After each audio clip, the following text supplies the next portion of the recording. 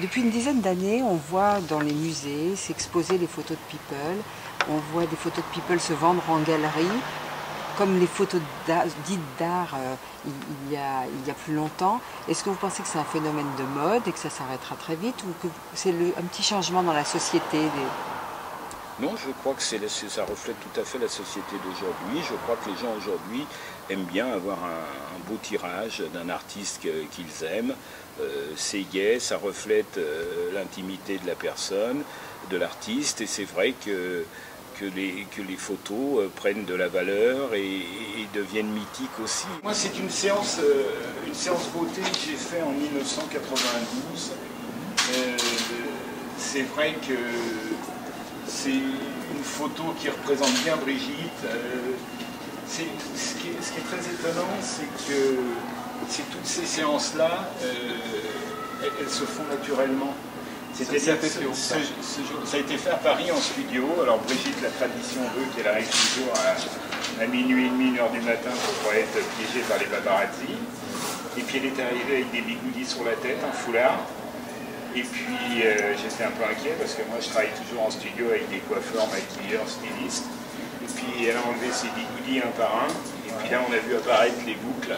C'était quelle heure pour le faire ça? 1h du matin. 1h du matin. Et avec Brigitte, quand on fait des séances comme ça, il y a elle, moi et une bouteille de champagne et ça se passe toujours très bien.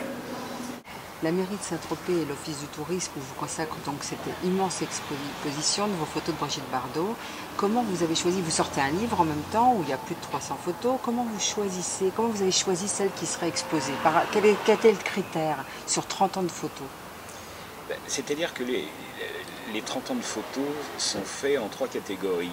Il y a d'abord toutes les photos intimes dans ces maisons, c'est-à-dire la maison de la Madrague à Saint-Tropez, la Garrigue qui est dans les montagnes de Saint-Tropez, Bazoches qui est sa maison de la région parisienne. Et j'ai aussi des studios beauté où elle pose. Et j'ai aussi tous les combats, c'est-à-dire les voyages autour du monde, où elle fait des conférences de presse, où elle rencontre des présidents, des ministres. Et j'ai voulu choisir les photos les plus représentatives de ces 3 catégories, et les photos que je préférais. C'est la première fois que je mets dans une exposition les photos de Brigitte. C'est-à-dire qu'elles n'ont jamais été exposées. Et c'est vrai que moi j'ai toujours dit que si je faisais une exposition, c'était avec des splendides tirages. Et c'est vrai que je dois dire que l'Office du tourisme et Claude Maniscalco et le maire de Saint-Tropez ont vraiment joué le jeu. J'ai eu ce que je voulais, je suis ravi. J'ai découvert il y a 1 heure l'exposition allumée avec la lumière et tout. C'est un grand bonheur parce que c'est vraiment c'est encore plus beau que ce que je m'imaginais. Donc si vous voulez, je suis vraiment content. C'est assez exceptionnel. Ça c'est quelle année ça? 90.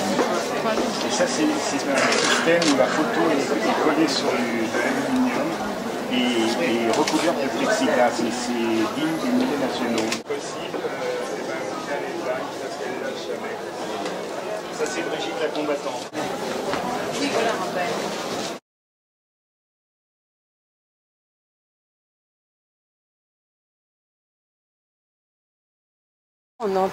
Comment on entre dans la vie des gens comme ça? Tu fais des photos dans l'intimité des stars. Comment on arrive à capter autant de choses? Comment elles vous donnent autant de choses? C'est un peu toujours pareil, je dirais. Il y a une règle d'or, c'est la confiance. Et c'est vrai qu'il faut que l'artiste, parce que dans ma carrière j'ai photographié beaucoup d'artistes, que l'artiste vous fasse confiance. Et après la confiance, quand vous avez la confiance de l'artiste, la confiance du photographe arrive après. Et c'est vrai que moi j'ai toujours travaillé dans cet esprit-là. Je suis l'opposé des paparazzi, c'est-à-dire que je ne travaille que dans la confiance. Et c'est vrai qu'avec Brigitte, on a fait une séance il y a 30 ans, une séance dans le studio. Et puis je dirais que dans les premières minutes, j'ai eu la sensation que ça durerait longtemps et que ça pouvait durer des années parce que j'ai senti qu'elle jouait le jeu, qu'elle voulait me mettre à l'aise et ça a commencé tout bêtement comme ça. Et puis après on a refait d'autres séances parce que c'est vrai que le plus dur pour un photographe et avec un artiste, ce n'est pas de faire une première séance, c'est toujours de faire la deuxième séance parce que ça veut dire que l'artiste a eu confiance et était content du travail.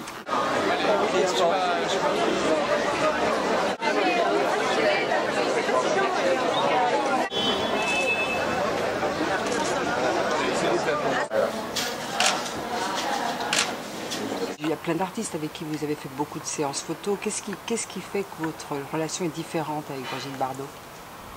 C'est-à-dire que moi j'ai eu la chance dans ma carrière de photographier des centaines d'artistes.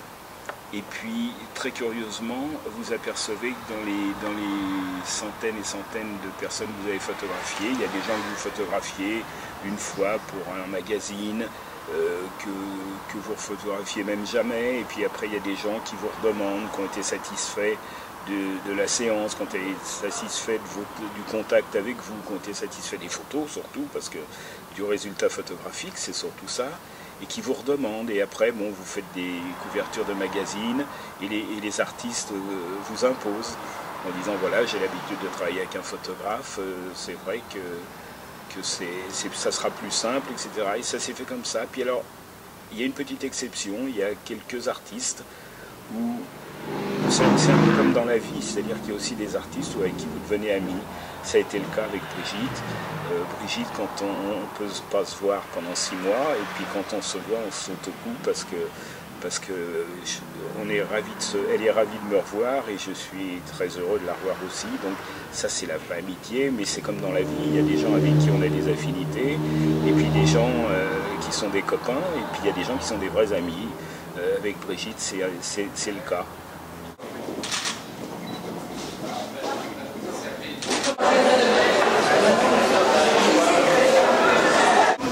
Elle a écrit une lettre de remerciement. Alors, je vais vous la lire.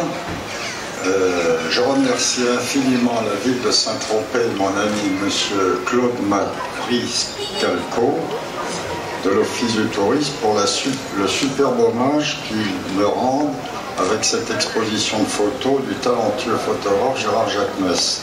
Merci à tous les Tropéziens et à tous ceux qui visiteront ou qui iront voir cette superbe et unique exposition des baisers en vrac.